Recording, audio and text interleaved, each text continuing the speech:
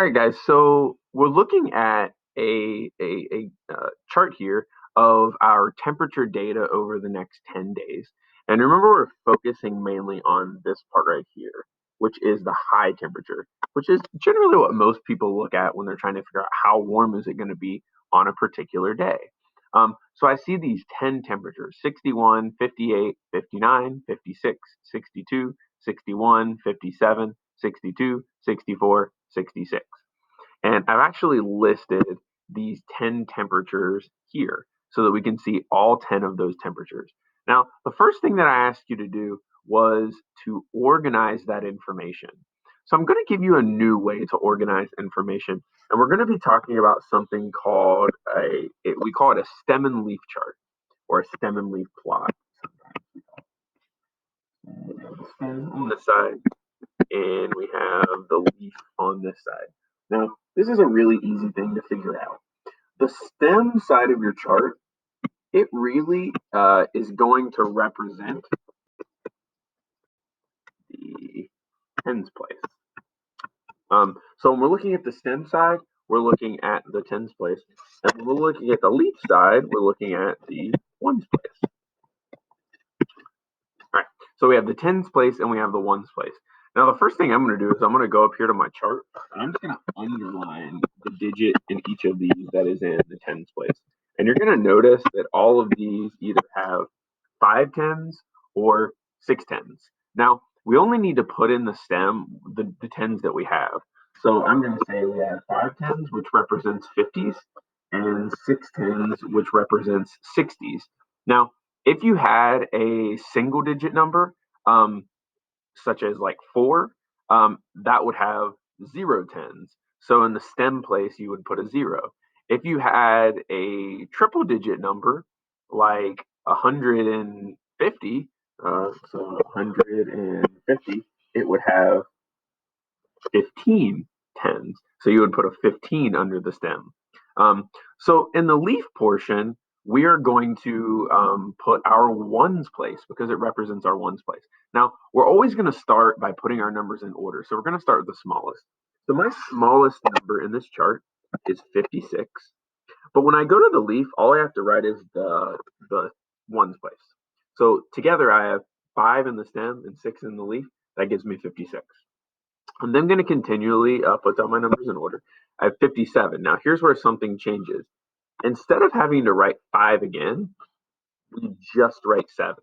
So this represents, because we have the stem there, 56 and 57. That 5 goes with both of those, that 5 tens. So we're going to continue 58, 58, 59. So I'm going to write an 8. I'm going to write a 9. That gives me all of my numbers in the 50s. So then I'm going to go to the 60s. If we have repeats, as we do here with 61 and 62, we're going to write those in our chart. So I'm going to write 61, 61, 62, 62, 64, and 66. Now, if you go back and look, there are 10 numbers that we have included in our chart, ranging from the smallest number, which is 56, to the biggest number, which is 66. So this is a really good way to organize your data. Now, once that data is organized, we're going to talk again about finding the mean, the median, the mode, and the range. And I'm going to do these in a little bit different order because sometimes they're a little easier to see in a different order. So I'm going to start off actually talking about the mode. The mode is usually going to be really obvious because it's where you see numbers right next to each other that repeat. We have 2 numbers here that repeat twice. We have 61 and 62. Those 2 numbers repeat. So under the mode, I'm going to write 61 and 62. Because they both appear twice, we don't really have one that appears not one of those appears more than the other, so they're both our modes, 61 and 62. The other one that's really obvious here is the range. Because we can find the biggest number, which is, remember, we got to keep that stem, 66, and the smallest number, which is 56. And remember, the range is the difference between the biggest and the smallest. So 66 minus 56 is 10. Now, an interesting thing here about the range is that's a pretty small range in weather. only changing 10 degrees between days. Sometimes in the spring, we have giant ranges. One day it may be 30, and one day it may go all the way up to 70, which is a range of 40. So a range of 10 is pretty small actually for spring temperatures. It means most of our data is staying about the same every day. Now, the third thing I'm going to look for here is the median. Guys, notice we're looking at 10 days, when you have an even number of numbers in your data set, there's always going to be two numbers in the middle, and I'm going to show you what to do. Now, the easiest way when you're working with a stem and leaf to find the middle number is I always start at the beginning and mark off the first number. The smallest, I mark off the biggest. I mark off the next smallest, the next biggest. The next smallest, the next biggest, the next smallest, the next biggest. Now, you're going to notice here then that these two numbers are both in the center. It just so happens that those two numbers are the same. That means our median is going to be 61. Now, if those two numbers had been different, all you would have to do is average those two numbers. So you would add them together and then you would divide by 2. It's the same thing as finding the mean or the average of those two numbers. Lastly, we're going to take a look at the mean. And to find my mean, I'm actually going to use my trusty calculator here.